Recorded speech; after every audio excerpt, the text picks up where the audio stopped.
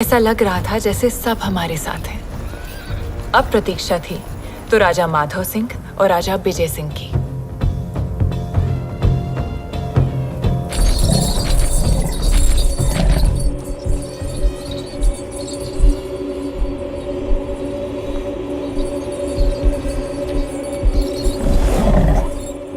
हमें उम्मीद है हमारे गजराज आपको पसंद आए होंगे।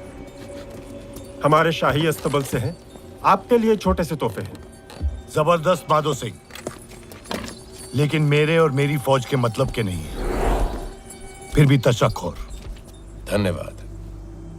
धन्यवाद कहिए।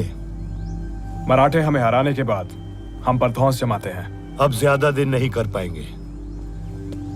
दिल्ली हासिल करने के बाद हमारी अगली मंजिल पुणे है। मराठों को उनकी हैसियत बताने के लिए हमारी सेना और साधन अपने ही समझिए। उन्हें अगर हरा दिया गया तो हम आपकी बेहतर सेवा कर पाएंगे। फिक्र ना करें, हम मराठों का सफाया कर देंगे। आपसे आज्ञा लेते हैं। आपके हुक्म की प्रतीक्षा रहेगी।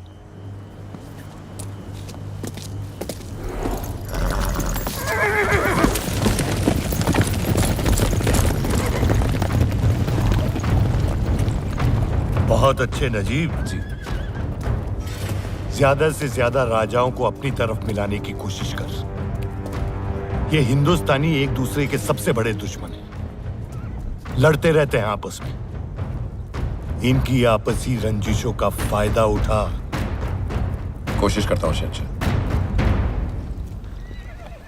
अगला राजा कौन है? नवाब शुजाउद्दौला।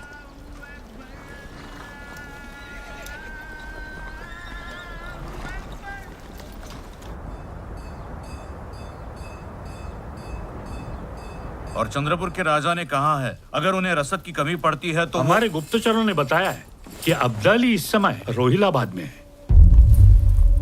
दोआब, यमुना के किनारे।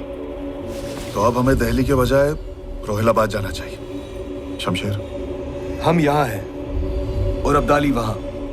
बीच में यमुना है। केवल 200 कोस की दूरी रह गई है। ठीक है, तो मैं गोविंदपंत जी को खबर कर देता हूँ कि वो तुरंत यमुना पर पुल बनाना शुरू कर दे। भाऊ साहब, एक बात बताऊं आपको, अगर लड़ाई द्वाब में होनी है तो शूजा को साथ होना बहुत जरूरी है। बिल्कुल ऐसा ही होगा। गोविंद पंत जी ने उन्हें मना लिया है। नजीबुद्दौला जी, सुना है आपके अफगानी आका आए हुए हैं। नवाब साहब, उन्होंने खुद मुझे आपसे मिलने के लिए भेजा है। मराठाओं के खिलाफ जंग में हम आपका साथ चाहते हैं। लेकिन हम में और आप में। आगे तो सुन लीजिए। मराठाओं को हराने के बाद वो आपको वजीर हिंदुस्तान बना देंगे। इसमें क्या बड़ी बात है? ये वादा तो मराठा हमारे साथ पहले कर चुके हैं। क्या भरोसा सदाशिव अपने अल्फाज पर कायम रहेगा? अहमद शाह अब्दाली ने तो लिखकर भेजा। आप खुद देख लीजिए।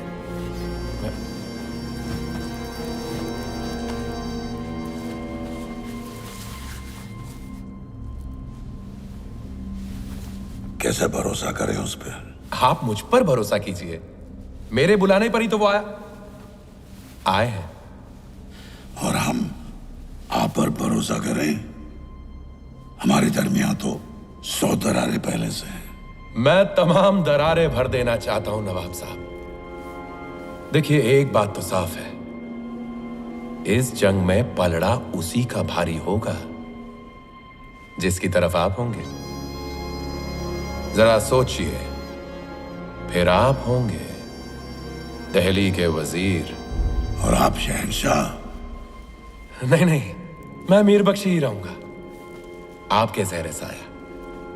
तख्त पर किसी मुगलिया कठपुतली को बिठा देंगे और उसके धागे अपने हाथों में।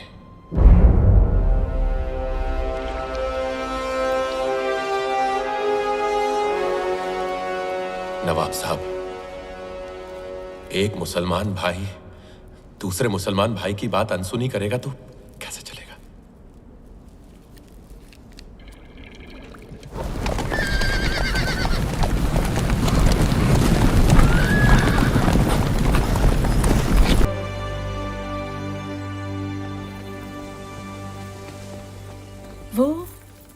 पार्वती। सदाशिव के साथ? लगता है एक मामूली राज्य वैद्य पेशवा की रानी बनने के सपने बुन रही है। होएगा, मेरे रहते नहीं हो पाएगा।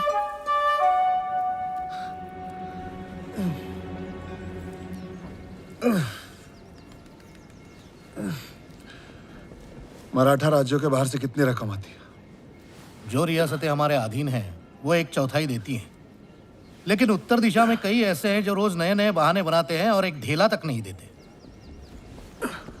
उन्हें तत्काल पत्र भेजकर अंतिम चेतावनी दी जाए। हस्ताक्षर मैं ही करूंगा। एक देनदार कुछ ज्यादा ही उद्दंड हो रहा है श्रीमंत। उसकी रकम भी सबसे ज्यादा है। कौन है वो? नजीब उद्दौला, मुगलों का मीर बख्शी। हाँ, लेकिन वो रहता है दोआब के इलाके में, गंगा यमुना के बीच रोहिलाबाद के किले में। कितने ही पत्र भेजने के बावजूद वो अपनी देनदारी पूरी नहीं कर रहा है, टाल जाता है। साम दाम का इस्तेमाल कर लिया, अब दंड का समय आ गया है। आप तो यहां हैं, दंड कैसे देंगे? हम दत्ता जी शिंदे जी को भेज सकते हैं, उत्तर में हमारे सबसे बड़े सरदार हैं। दत्ता जी वाह, नजीब पे भारी पड़ेंगे। और एक और फरमान मुगलों के लिए जारी किया जाए। जी श्रीमान।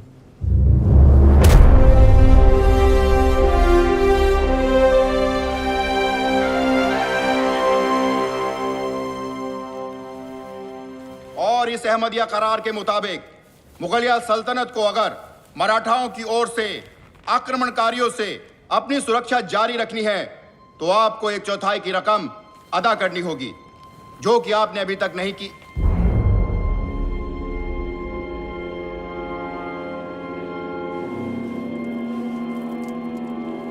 करार की इज्जत की जाएगी। आलम पना, आप इन मराठाओं की धौंस पट्टी में मत आइए। हम इन्हें रुक जाओ नजीब, रुक जाओ, इतने उतावली मत दिखा। फरमान अभी तक खत्म नहीं हुआ है।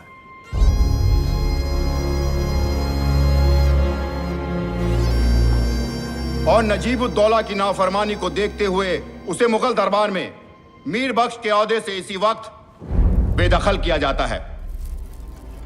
दस्तखत सदाशिव राव भाऊ पेशवा।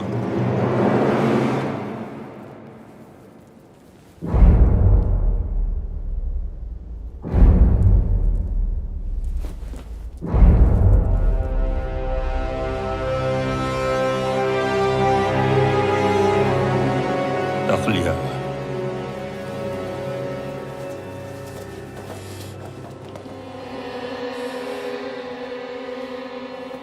नजीबुद्दौला। आलम पना, मराठों की इतनी जुर्रत की मुझे हटा दिया। हम क्या करते? आखिर हमें भी तो उनकी सरपरस्ती की जरूरत है। जहां पना, इसका मतलब ये नहीं कि ये हम पर हुकूमत चला सके। उन्हीं की शह पे ये इमाद इतना फुदक रहा है। उसकी हिम्मत आपसे इस तरह पेश आ रहा है, देखकर मुझे हैरानी होती, खासकर जब उसे पता है कि आपके अंदर शाही खून दौड़ रहा है। उसी शाही खून की बदौलत तो जिंदा हैं हम आज तक। जहां पना, इस इमाद को सजा देनी होगी। कौन देगा उसे सजा? उसके सर पर मराठों का हाथ है, और मराठों के खिलाफ जाने वाला कोई है ही नहीं इस सरजमीन पर। एक है जहां पना, एक है जिससे आप मदद ले सकते हैं। क्या है कोई ऐसा? अहमद शाह अब्दाली। अब्दाली? हाँ आलम पना, और फिर हम इन मराठाओं को सबक सिखाएंगे।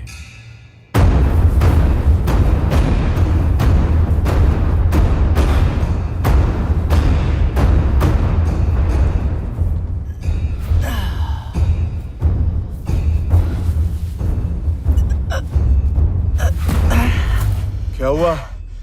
चलो, तुम्हारे 5 और बचे।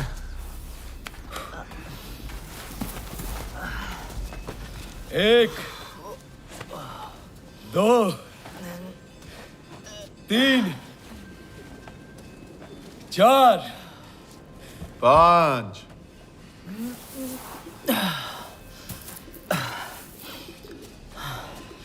काका देखना, एक दिन मैं भी आपकी तरह ही योद्धा बनूंगा। क्या फायदा, तलवार घुमाने के बजाय किताबों में संख्याएं घुमानी पड़ेंगी। भाव, क्या पता कब मैदान जंग से बुलावा आ जाए। हमारा बस चले तो कभी ना आए। जी भाभी। वाहिनी, आपसे एक बात कह सकती हूँ? शादी ब्याह के अलावा कुछ भी। तुम महरम को चकमा नहीं दे सकते सदाशिव, इसके आगे तो मुझे भी हाँ भरनी पड़ी थी। भली लड़की है, शादी कर लीजिए उससे। शादी किससे? अच्छा, अनजान मत बनिए, पार्वती से। सदाशिव, महरम ठीक कह रही है। अभी जंग से लौटे हो, कुछ दिन इत्मीनान है। अपने आप के लिए समय नहीं है मेरे पास, मेरा सारा ध्यान काम पे ही है। भाव साहब, काम कलम का हो या लड़ाई का, वो सिर्फ काम होता है।